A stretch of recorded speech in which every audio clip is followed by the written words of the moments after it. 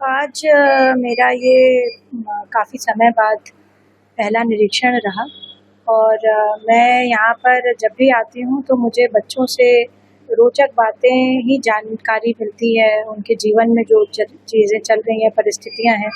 और मुझे लगता है साइकोलॉजिकली ये जो बच्चे कहीं से अगर भाग करके आते हैं और उसमें प्रदेश सरकार की इतनी सुगम और सुंदर व्यवस्था है कि ऐसे बच्चे जो निराश्रित होते हैं या कहीं से भाग करके आ जाते हैं, उनके लिए ऐसी व्यवस्था रखनी भी अपने आप में एक बहुत बड़ा कार्य है।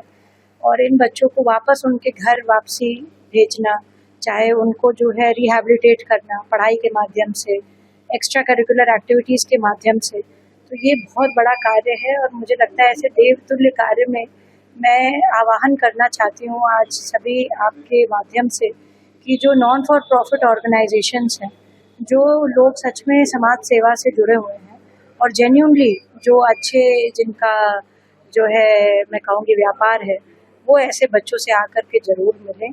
उनको जो है जो भी संभव मदद हो सकती है, उनके रहने से लेकर के उनकी जो समस्याएं हैं, उनकी पीड़ा समझें और ऐसे बच्चों की ज़रूर मदद करें। मैम एक सवाल और लीजिएगा मैम, महाराष्ट्र के जालना जिले के परतूर में निजी स्कूल के वार्षिक समारोह का वीडियो वायरल हुआ है। आरोपों के अनुसार छात्रों ने सर तन से जुदा से जुड़े गीतों पर प्रस्तुति की है, तलवारों का इस्तेमाल किया है, जिसके बाद सरकार ने कहा है कि इसके ऊपर सख्त कार्रवाई की जाएगी। बच्चों ने तलवारों का भी वहाँ पे इस्तेमाल किया और सर तन से जुदा करके गाना है, उस गाने को भी वहाँ पे इस्तेमाल किया जाएगा। मैं इस प्रकरण के बारे में भी मैंने सुना नहीं है, जब एक बार मैं पढ़ लूंगी इस प्रकरण के बारे में तभी मैं बात कर सकती हूँ। वाराणसी में राहुल गांधी का जयंती मनाया है, बहुत अच्छे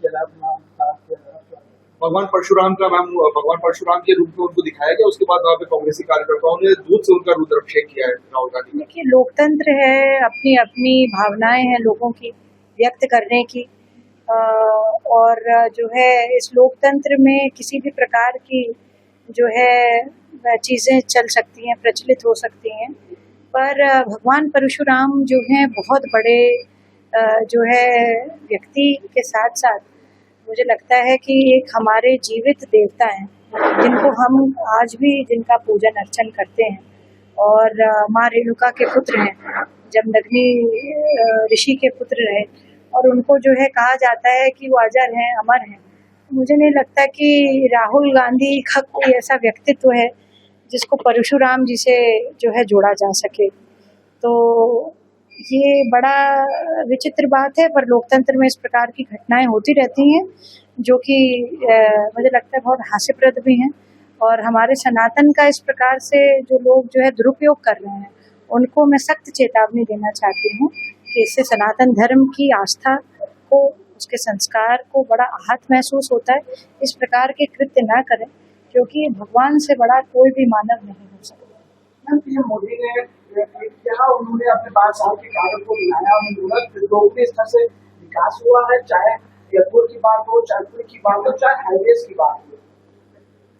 देखिए, आप लोग सभी वरिष्ठ पत्रकार हैं। मैं समझती हूँ सारी जगहें जहाँ पे भारतीय जनता पार्टी की सरकारें हैं, वहाँ पे आप सिर्फ और सिर्फ रोडों का काम देख लीजिए, कितना खूबसूरत और कितना शानदार है।